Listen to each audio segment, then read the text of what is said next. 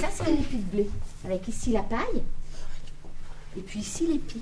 Et c'est dans cet épi qu'il y a les petites graines. Alexandre vient vous montrer. Moi, je vais faire la machine. C'est ma petite machine. Donc, pour sortir le blé. Donc, la moissonneuse-batteuse, en fait, elle va prendre le blé, elle va le battre comme ça. Voilà. Et après, on va utiliser un autre outil. Ça s'appelle un ventor. Ça fait du vent. Donc, c'est moi qui vais le faire. Et là, il apparaît les graines. Ok? Ça, c'est les graines de blé.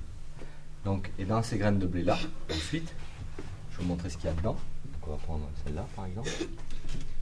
Donc, si on casse un graine de blé, elle est dedans. Regardez. Qu'est-ce que vous voyez dedans? Donc avec mes collègues de travail, on s'est posé la question de l'intérêt du projet. Et ça tombait vraiment bien parce qu'on voulait faire une année autour du projet du goût. Donc ça tombait vraiment, vraiment très bien. Donc on a repris contact avec Perrine et ensuite on a bâti le projet. Les grandes étapes, déjà donc se mettre d'accord au sein de l'école, est-ce qu'on va donner suite à ce projet?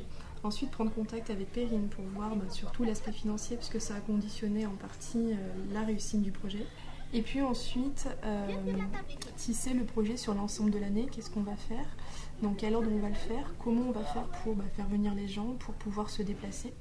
Donc on va dire d'abord un premier point autour de la validité du projet, ensuite l'aspect financier et puis ensuite l'organisation des différents ateliers sur la suite de l'année. Voilà, maintenant on va mettre, comme disait tout à l'heure Alexandre, la main à la pâte. Donc voilà, pouvoir passer enfin sur de la pratique, ça fait une jolie boucle. Du théorique à la pratique, ça c'est quelque chose qui va rester, puis même pour les enfants, c'est quelque chose de fort qui va rester à l'issue de cette journée. Regardez-moi faire, regardez. Vous faites comme ça. Après ça, quand il n'y a plus de farine, vous faisiez ça. Vous avez la farine. Là. Attends, c'est moi qui ai la farine. Et après, vous. C'est vraiment génial. Ils sont vraiment dans une dynamique incroyable. C'est-à-dire que dès qu'ils voient le fait de partir du blé et de voir ici, quand ils sortent chaque fois que je sors les tagliatelles, c'est alors là, c'est formidable. Mais il y a un côté magique. Il y a un côté parce magique. que les pâtes, c'est le machin sachet du supermarché. Et là, les pâtes qui sortent, avec tous les gamins, ça marche, quoi. Et quand en plus, on est parti de l'épi de blé, il y a un côté fantastique, quoi. Voilà, ça c'est vraiment... Et puis, il faut dire aussi qu'on a à chaque fois, que ce soit cette fois-là ou que ce soit les autres fois, des instituts qui sont hyper engagés, qui ont participé, qui ont préparé leur classe. On est arrivé là, pas du tout comme un cheveu sur la soupe, on était attendus et on sent bien qu'on est accueillis, quoi. Donc du coup, c'est super agréable. Voilà, très bien. Très très bien.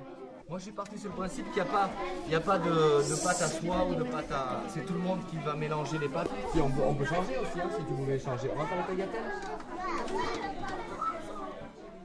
Donc, par contre, il faut que vous veniez de ce côté. Enfin, pour qu'un projet comme ça réussisse, il faut de la volonté de la part des agriculteurs, de la volonté de la part de l'équipe enseignante et puis aussi un accompagnement des CIVA. Mais en fait, c'est ces trois ingrédients qui font que ça peut aboutir. Du coup, ça aboutit pour 3 classes cette année. Et donc, concrètement, le projet, c'est 2 ateliers à l'intérieur de l'école. Donc, l'atelier du blé aux pâtes fraîches pour travailler sur la transformation. L'atelier cuisine sauvage et locale, donc où ils vont transformer des produits locaux de saison pour faire une cuisine un petit peu originale et puis ils pourront faire déguster leurs parents. Il y a la création d'un jardin potager dans l'école et donc là sur plusieurs séances avec l'accompagnement d'une maraîchère et une journée dans le Vercors où ils vont travailler sur l'attraction animale et aussi sur la vannerie.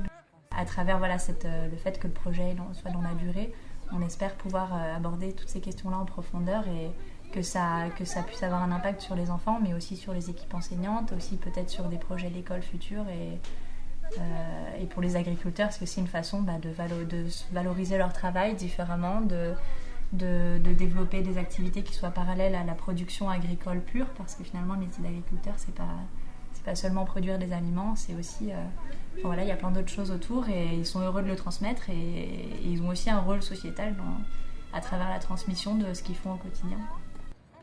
Ouais, pour nous, voilà, c'est vraiment au niveau de la rencontre, prendre vraiment un temps pour expliquer qu'est-ce qu'un agriculteur, qu'est-ce qu'on fait en fait, c'est quoi notre travail, donc on leur demande et puis on a plein de réponses Puis là-dedans, il faut, nous on se démarque, effectivement, nous on produit ça. Et puis d'arriver à notre métier, donc on fait des pâtes fraîches, on fait aussi du maraîchage, on a aussi des animaux. Les animaux, ça sert à quoi? Donc on fait Faire le lien dans tout aussi du fumier qui retourne avec la paille du blé, qui retourne dans la terre pour du nouveau du blé, pour de nouveau du maraîchage, etc. Donc créer ce lien. Pour éviter que ma motte elle se défasse comme ça, je la tiens toujours par en dessous. Voilà, et je la pose délicatement loin de là où je vais travailler. Si je la pose là, je vais l'abîmer.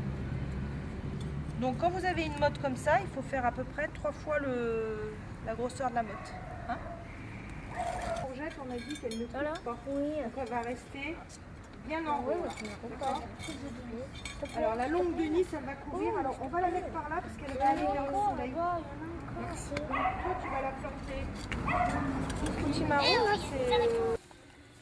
Des haricots, pas des arbres. Super. Des Voilà. haricots, pas des haricots. C'est pas haricots, des haricots. Non, avec le S. Non, on dit pas. Devant. Non, on dit pas. Oui, mais. C'est un projet qui, en tout cas pour celui-là, c'est un projet qui a été vraiment pensé. Puis c'est un projet dans lequel on se sent accompagné. Enfin, Perrine nous a suivis du début jusqu'à la fin, elle est là aujourd'hui, donc voilà, ça montre aussi son implication. Donc voilà, on n'est pas tout seul, on n'est pas livré à nous-mêmes, on est vraiment accompagné, encadré. Donc moi j'aurais envie de dire aux autres collègues de ne pas hésiter. Et sinon, alors en tant qu'agriculteur, ça demande pas quand même un effort extraordinaire. Je veux dire, on fait ce qu'on sait faire et on le fait avec des gamins qui sont hyper heureux de nous voir, qui sont ultra réceptifs. Donc c'est tout bonus quoi. On n'est pas dans quelque chose de contraint pour eux. Donc pour nous c'est agréable aussi, hein. Ça c'est sûr. Et puis c'est agréable de montrer ce qu'on fait et de le partager. Enfin, moi j'ai aimé. Tout pareil. Du fromage, après qu'est-ce qu'on a mis dedans? Des orties,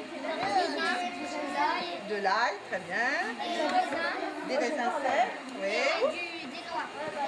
des amandes, voilà. On met tout? Oui, il faut tout mettre. Il faut tout mettre, voilà. Faut tout mettre. La courgette, la courgette, ça va lui donner une couleur rose. Non, ça c'est C'est un projet qui est vraiment transversal.